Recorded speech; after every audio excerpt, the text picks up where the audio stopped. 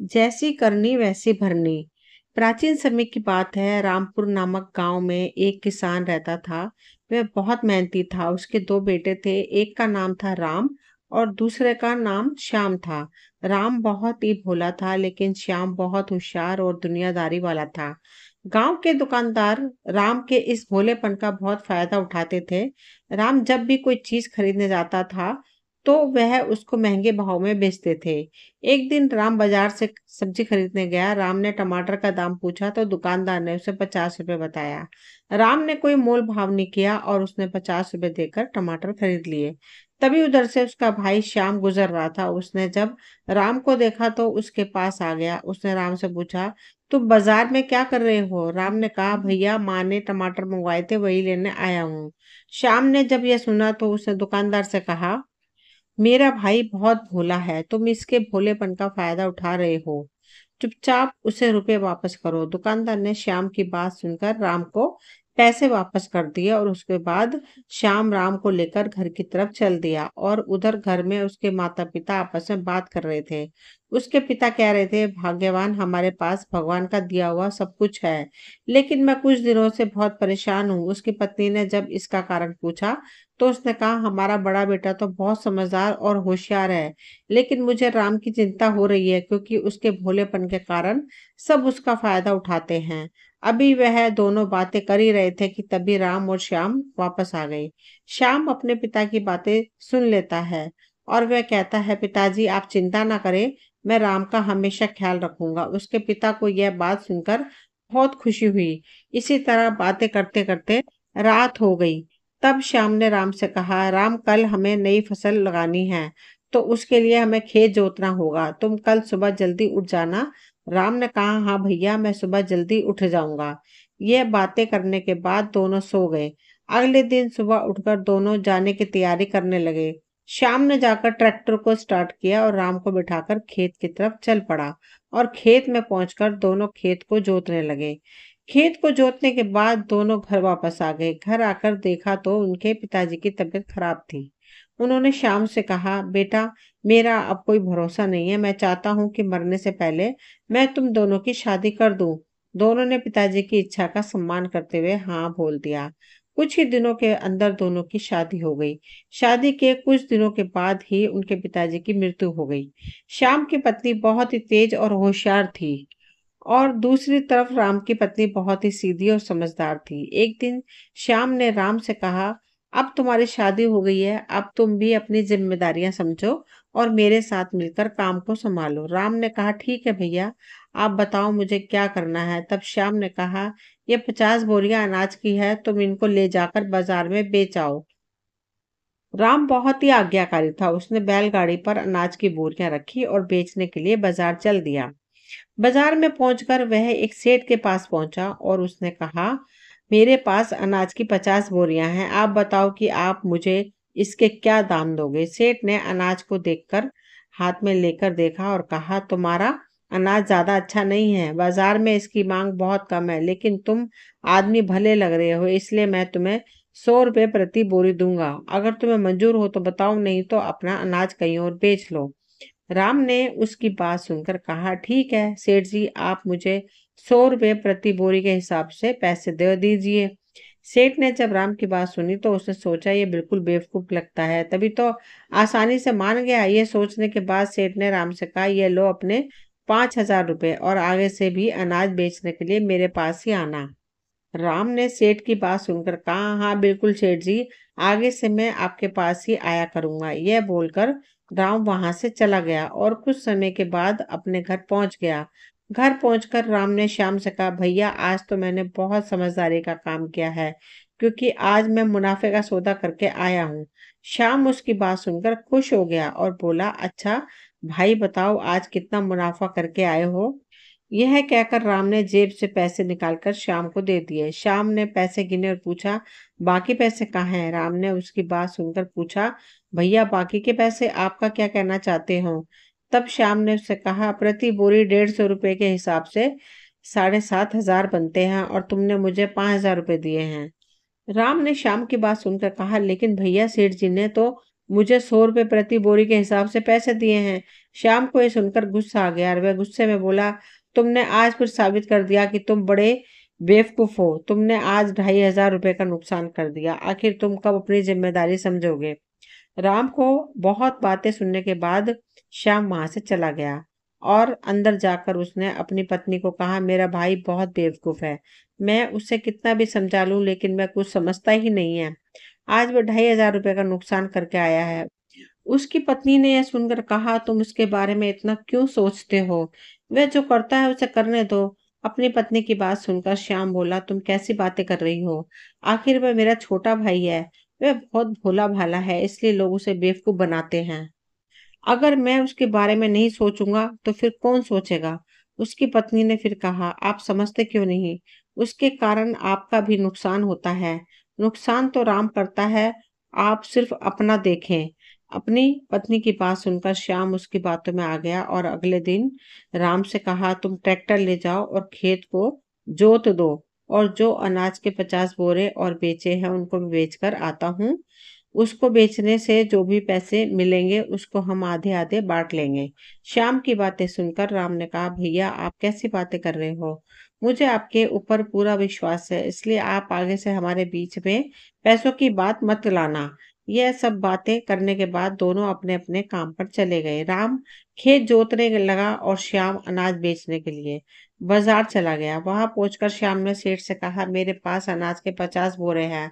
आप मुझे बताएं, आप इसका कितना दाम देंगे? सेठ ने उसकी बात सुनकर कहा, जो मैं सबको देता हूँ वही तुमको भी दूंगा। मैं 100 रुपए प्रति बोरी खरीदता हूँ। श्याम ने उसकी बातें सुनकर कहा, सेठ जी आप बहुत कम दाम बोल रहे हो। साथ वाला दुकानदार तो 150 रुपए प्रति बोरी बोलता है। अगर आपको 150 रुपए प्रति बोरी लेना है तो बताओ, नहीं तो मैं उसी को बेच दूंगा। सेठ ने उसकी बात सुनकर कहा, भाई तुम नाराज क्यों हो रहे हो? मैं तुम्हारा अनाज 150 रुपए प्रति बोरी लेने के लिए तैयार हूँ। श्याम ने उससे पैसे लिए और वापस गांव की तरफ चल दिया। अपने घर पहुंचा। घर पहुंचकर श्याम ने अपनी पत्नी से कहा, देखो आज मुझे प्रति बोरी 50 रुपए ज्यादा का मुनाफा हुआ है। जिस सेठ को राम ने 100 रुपए प्रति बोरी बेची थी उसी सेठ को मैं आज 150 रुपए प्रति बोरी बेचकर आया हूँ।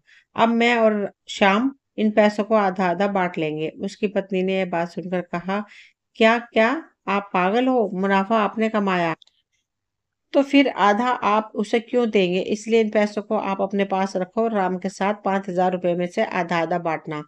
उसकी बात सुनकर श्याम ने कहा, बात तो तुम ठीक कह रही हो। मैं तो मुनाफा करता हूँ लेकिन वह नुकसान कर देता है, तो फिर मैं अपना मुनाफा उसको साथ क्यों बांटूं? जब हम दोनों आपस में बातें कर रहे थे उसी समय उनके दरवाजे पर एक साधु आया। साधु ने उन दोनों की बातें सुन ली। जब दोनों ने साधु को देखा तो उसको कहा, महाराज अभी घर में खाना नहीं बना है, आप शाम को आना।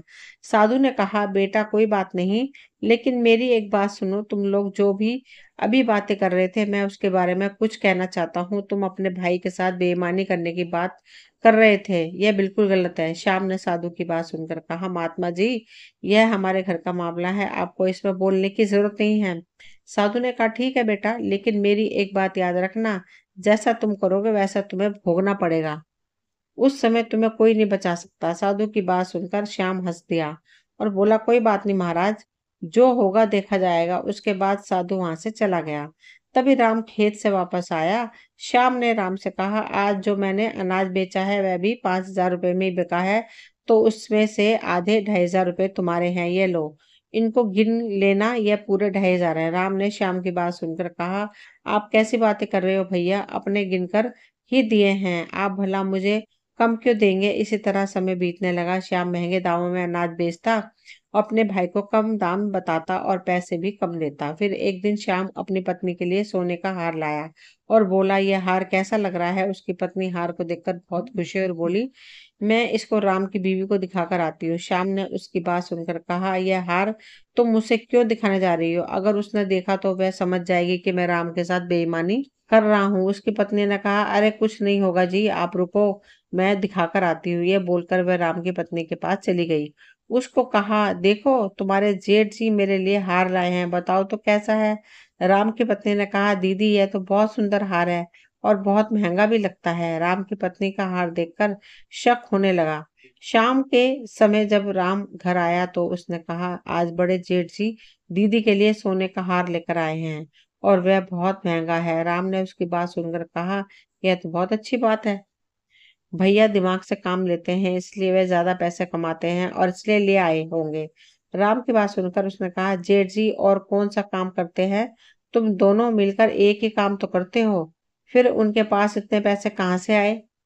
मुझे तो लगता है वह तुम्हारे साथ बेईमानी कर रहे हैं। उसकी बात सुनकर राम ने कहा, तुम कैसी बातें कर रही हो? वह मेरे बड़े भैया हैं, वह भला मेरे साथ धोखा क्यों करेंगे? उसकी पत्नी ने कहा, आप एक बात सोचिए, पहले आप अनाज बेचने जाया करते थे, लेकिन पिछले कुछ सालों से जेठ जी बेचने जा रहे हैं। अब आप ही सोचिए, वे आपको क्यों नहीं जाने देते? आप एक बार में मेरी बात मानकर एक बार उस सेठ से अनाज का दाम पता करके आओ कि सेठ जी हर साल कितने का अनाज बेचते हैं।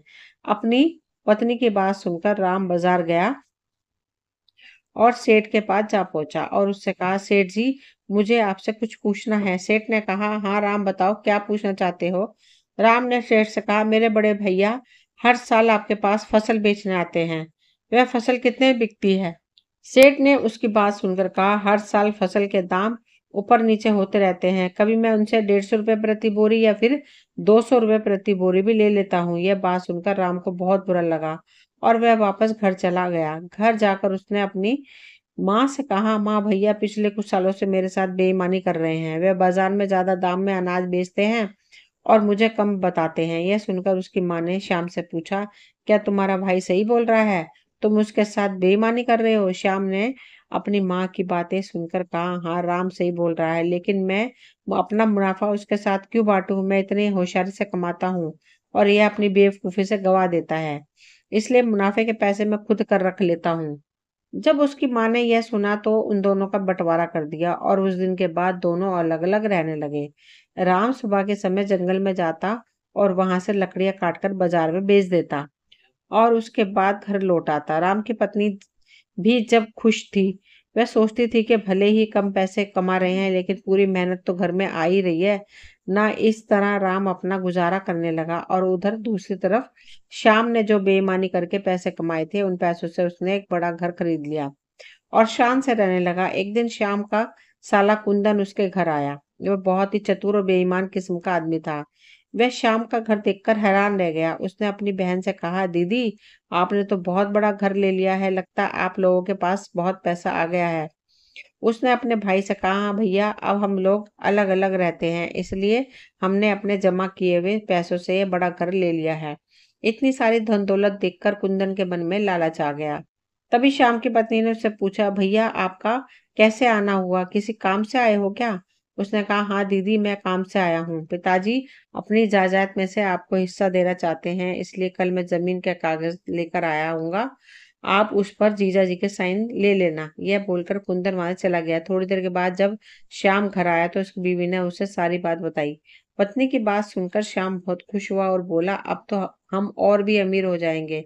जब श्याम ने कुंदन के बारे में पूछा तो उसने बताया कि वह कल जमीन के कागजात लेकर आएगा और बोल कर गया है कि आप कल घर में ही रहना।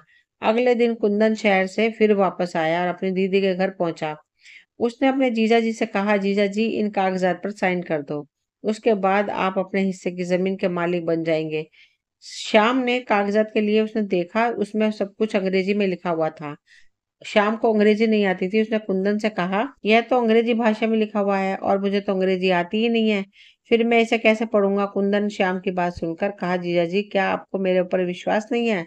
आप बेफिक्र होकर साइन कर दीजिए। कुंदन की बात सुनकर श्याम ने उस पर साइन कर दिया। उसके बाद कुंदन कागज लेकर चला गया। कुछ दिनों के बाद कुंदन पुलिस को साथ लेकर श्याम के घर आया और उसने पुलिस के सामने श्याम से कहा, मेरे तुम्हारे ऊपर दया करके तुम्हें घर में रहने की जगह दी थी, लेकिन अब मुझे इस घर की जरूरत है और तुम मेरा घर खाली नहीं कर रहे हो। पुलिस ने श्याम से कहा, तुम इसका घर खाली क्यों नहीं कर रहे हो?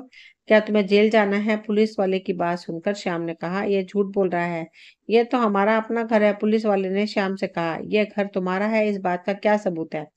कुंदन ने हमें घर के कागजात दिखाए हैं, जिसमें साफ साफ लिखा है कि यह घर तुमने कुंदन को बेच दिया है, इसलिए तुम्हारे लिए यही अच्छा है कि तुम चुपचाप यहाँ से चले जाओ।